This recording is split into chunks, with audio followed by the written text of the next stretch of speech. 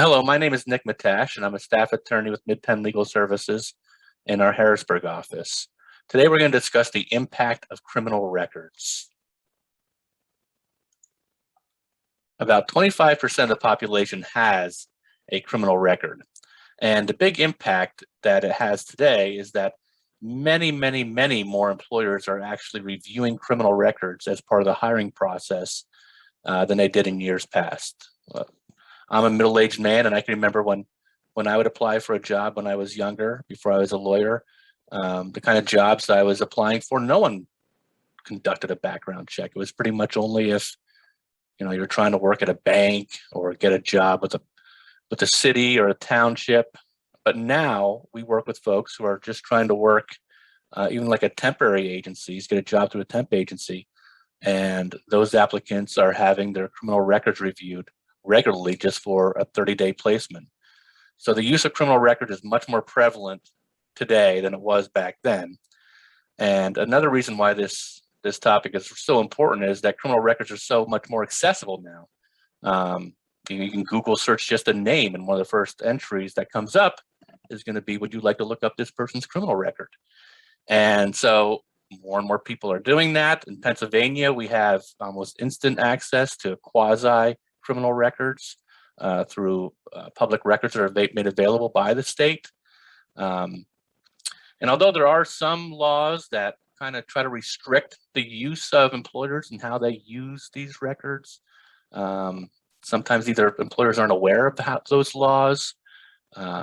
Employers, landlords, as you'll see during the course of this discussion, are the types of folks who are using criminal records to make very important decisions.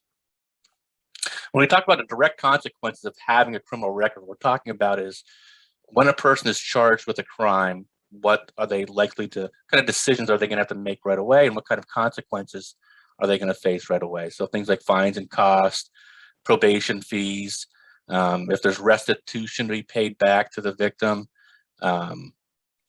legal fees naturally, and you may lose your job or at least miss work. Not unheard of for driving privileges to be suspended.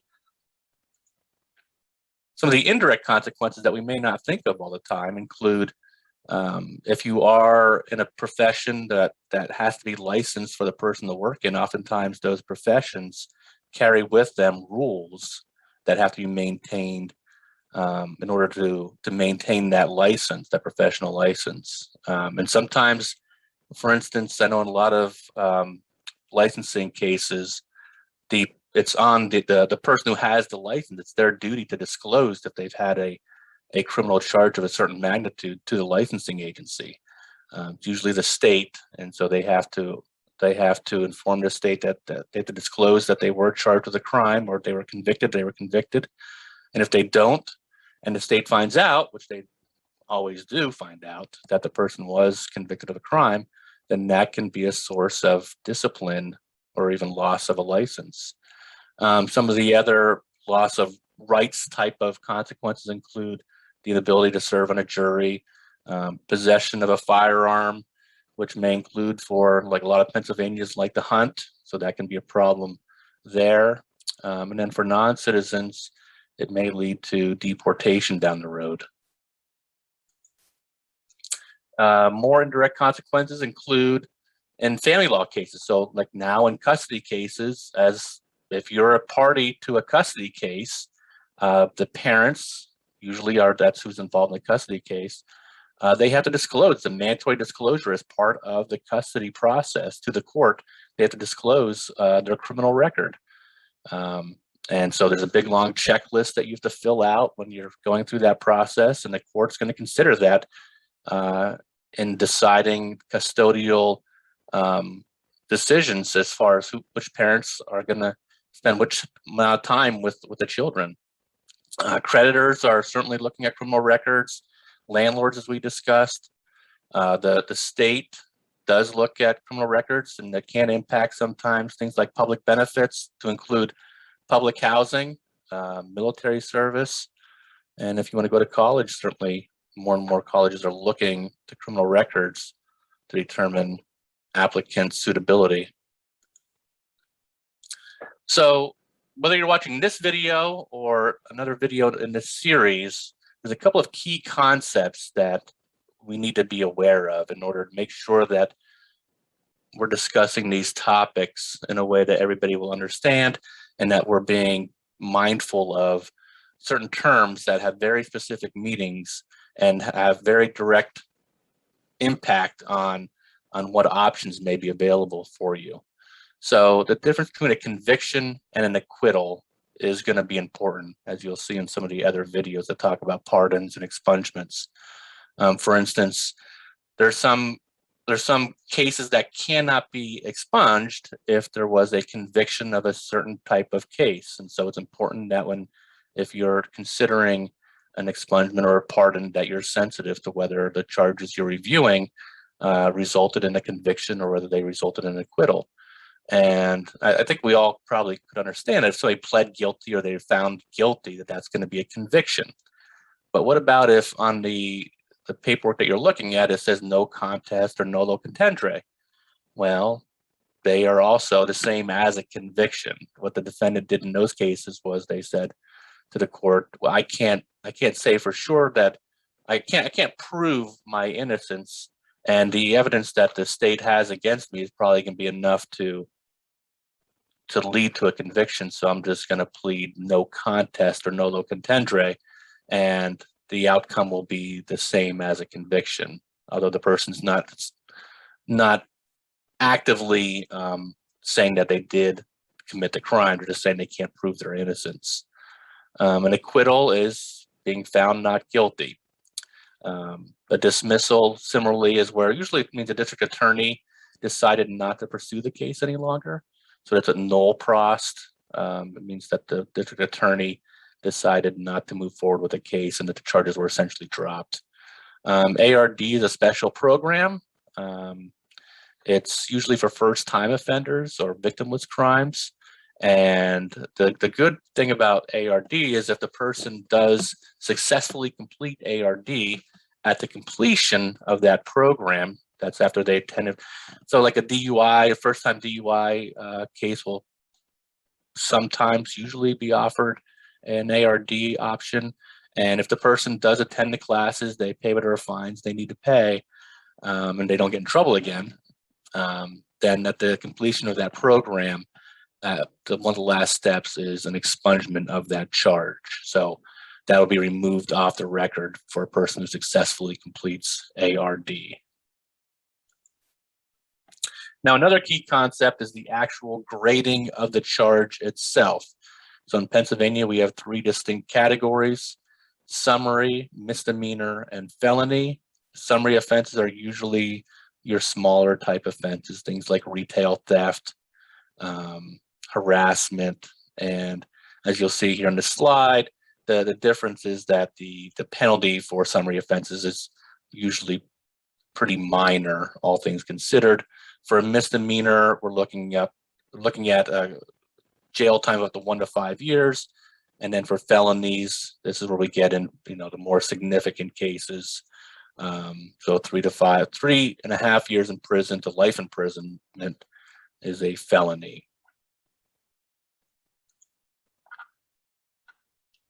Pennsylvania is what's called an at-will employment state. What that means is, I think we're all familiar with this notion that we can quit our job at any time, and you don't have to tell your employer why you're quitting. Now, usually that won't have consequences if you're not a contracted employee. But if you're not at-will employment, your employer can fire you for no reason whatsoever as well. And so that's different. Not every state is like that, but Pennsylvania is like that. And so it looks at a job as being not a contract, but kind of, it's an agreement, but it's week to week, day to day, and either party on either side, either the employer or the employee, can terminate that relationship whenever they choose to. Now, employers naturally can't fire an employee for reasons that violate the anti-discrimination laws. And if they do, then there's state agencies and federal agencies and laws that protect against that can seek to address that situation. And importantly, those anti-discrimination laws cannot be waived. So an employer can't say, well, if you say it's you in order to work here, you have to say that it's okay for me to discriminate against you. So we talked a little bit before about the prevalence of criminal records and how they're being used, and that's one part of this discussion. The other part of this discussion is that criminal records are much more available than they used to be. In Pennsylvania, your state record is maintained by the Pennsylvania State Police, and they have a big database that all incidents are reported and kept track of in, and that database is constantly updated, both with new cases coming in and some incidents being removed. We'll talk a little bit later about a kind of universal way of cleaning up the system that's happening, but for expungements and pardons and those kind of things, the state police also has to remove entries from the database. And the way it works for the state police is they have a form or an online application, either or, that anybody can submit to them as long as they're willing to pay the attendant fee around $20. You can get anybody's criminal history record from the state police. Now the FBI also maintained their own criminal record database at the federal level. And likewise, an employer can pay, or anybody can pay, a fee to get a copy of somebody's FBI record. In Pennsylvania, there's a newer system. It's not really a criminal record database. It's more records of court filings. That's kind of in a shorthand. It's not the actual court filings, but it's maintained online. It's free. It's called UJS Portal. And somebody who's computer savvy can go on there and type in any name they want to, and they can look up somebody's history with the courts, and that history may include disposition of criminal cases. And so there are some people, because it's a free option, who use that, and they use that to conduct searches. Now, there's also, as we talked about before, if you Google a person's name, one of the first entries that's going to come up is going to ask you if you want to pay some commercial enterprise to look up somebody's criminal record for you, and then they provide that service commercially.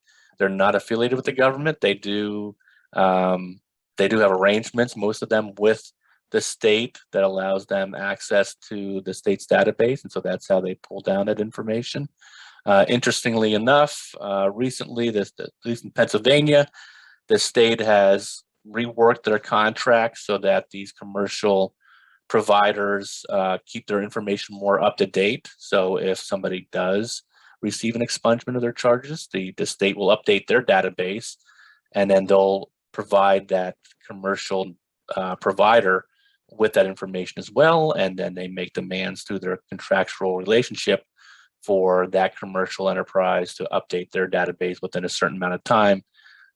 So that's good news, because that certainly was not the case like 10 years ago. 10 years ago, we had a heck of a time trying to get these commercial enterprises to clean up their databases. And so there's a lot of errant information that used to be floating around. But that's slowly getting resolved. And then, there's kind of another backdoor way to look up somebody's criminal records. You can just Google their name, and you may get a hit on just a newspaper article that was posted online about the incident itself. And so that can be a way to uncover somebody's criminal record for free as well. So this question about how an employer can use your criminal record in making hiring decisions in Pennsylvania is controlled by a statute. And the statute is actually pretty fair, in my opinion. I think it treats this situation responsibly. And what it says is that employers may review an applicant's criminal record, and they may use that information in making hiring decisions. But there's a couple of caveats with that. First off, it has to be a conviction. And we talked earlier about the distinction between an acquittal and a conviction. And a conviction is what can be considered. So if somebody was committed or convicted, let me start over. If a person was charged with a crime but not later convicted, then an employer should not be using that event to deny someone a job. But if they were convicted of a felony or a misdemeanor, and the statute has this language in it that so long as the conviction is relatively connected to the type of job, and it's not too remote in time, that's justifiable for an employer to deny an application based upon somebody's criminal record. But it gets a little bit tricky the more down in the weeds you get with it. Just think of, for instance, if somebody has a recent DUI and that's a misdemeanor, so it's a conviction, so it falls within the purview of this statute. And now let's say the person's applying for a job to be a school bus driver with a recent DUI conviction. I think most people would probably land on the side of, well, that's probably a justifiable reason for a prospective employer to deny an applicant that job based upon that incident. But what if that same person with a misdemeanor DUI was applying to work at a warehouse where they didn't have to drive at all? They just had to move boxes from pallet A to pallet B, or maybe put them on different shelving units. Does it really matter if that person had a DUI in their recent history? I don't know, but those are kind of questions that employers need to be asking themselves before making these kind of hiring decisions, considering people's criminal records. Common misperceptions, and these are ones that I've heard from doing this stuff for a number of years. People seem to think that after 7 years, their criminal history just magically disappears, and that is not the case. I've seen criminal records where there's entries from the 1940s on them. If the person does not do something to clean up their record, generally speaking, it doesn't automatically disappear. Now, there are some, you're going to hear in some of the other videos about like clean slate and some more recent actions the state has taken to clean up your record, but still there's no automatic disappearing or automatic expungement of your entire criminal record, because like even with clean slate, there's like felonies and more serious misdemeanors that regardless how much time passes, they're not gonna be erased off your record without a pardon. Some people think that if they went to jail, they served their time, they paid their debt to society, and therefore that criminal record should be gone after that. And that's not how that works either. Again, that'll stay on the record until something happens, either by the state to remove it or by the person themselves to either get a pardon or expungement to get their record cleaned up. Now, this next one, I used to hear a lot more. I don't hear it quite as much. This has to do with people going to court, either representing themselves or not really, just being stressed out because of the moment and not taking in every word that was said. And sometimes people get confused and they think that, well, if I pay the fines, then everything is taken care of at that point. So it's not going to end up on my record, and sometimes maybe their attorney says, oh, I got you a good deal. You just have to pay the fines and you're not going to get any jail time. And so people think, well, if I wasn't fingerprinted or something like that, then I don't have a criminal record. And I'm here to tell you that you will have a criminal record. Even if you were just arrested and not later convicted, there's still going to be, and that entry will be on your criminal history. It might say that the charges were dropped or null prost or dismissed, but that's still going to be an entry on your record. Some people think that, well, if I got in trouble in Maryland and now I'm trying to work in Pennsylvania, that shouldn't matter. And that's not the case either. If the employer does find out about the conviction in Maryland, it can be used to make hiring decisions, or landlord can make a decision about a tenant based upon a criminal record from another state. We talked about this a little bit, but if you're only charged and not later convicted, that's still going to be on your record, as the arrest record will remain on your record. And this last one, it's impossible to clean up your criminal record in PA. This is actually one of the more active areas of the law. In the last 10 to 15 years, the legislature has really responded positively towards recognizing that criminal records are being used in a much more dynamic way than they were in the past, and that these criminal records are having lifelong impacts for people, and we have to give appropriate situations a lifeline, a way to clean up these records and not permit it to allow employers to deny jobs to otherwise suitable candidates just because they have an old criminal record. And so the legislature has really expanded options in this area, and they continue to do so to this day. Even within the last session, they made a law that allowed certain cases to be expunged, even if there were still filing fees to be paid on the case. So this is a very active area of the law, and it's active in a way that's permitting more and more people to clean up their record. So the Clean Slate Law is a newer law, so from 2019. And what it does is instead of people having to actively clean up their records, like to petition the court or petition the governor requesting a pardon, the state on its own accord is looking at their records, reviewing their records, and finding entries that are obviously fit within a area where someone should be eligible for an expungement. And instead of requiring the person to file an expungement, they just, on their own, the state goes in and just cleans up these records and just deletes them from the database.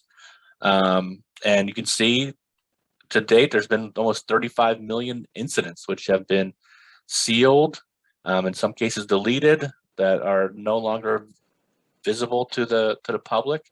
So that's one of the changes that we talked about that just happened within the last couple of years that's really benefiting a lot of Pennsylvanians who happen to have a criminal record.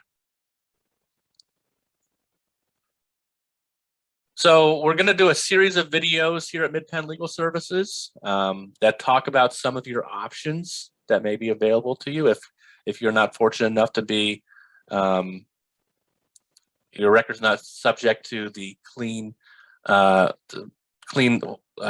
slate program, that you may need to do something on your own to initiate that change, whether it be a pardon or an expungement or sealing. There's different rules that come into play for each of those scenarios, and while one may be available for certain cases, the other two may not be available. And so it's really important that you have an understanding of how these different processes work and what the mechanisms actually accomplish. So there's going to be other attorneys from MidPenn Legal Services who will be addressing those different options with you. And they're going to be short videos like this. It's not going to be a huge time commitment. So please stay tuned on this channel to watch those videos. And here's a list of our local MidPenn offices and how you can reach out and apply for our services, which is free if you qualify. And you can find more information about us on our website, and we're also active on Facebook, Twitter, Instagram, and YouTube. Thank you.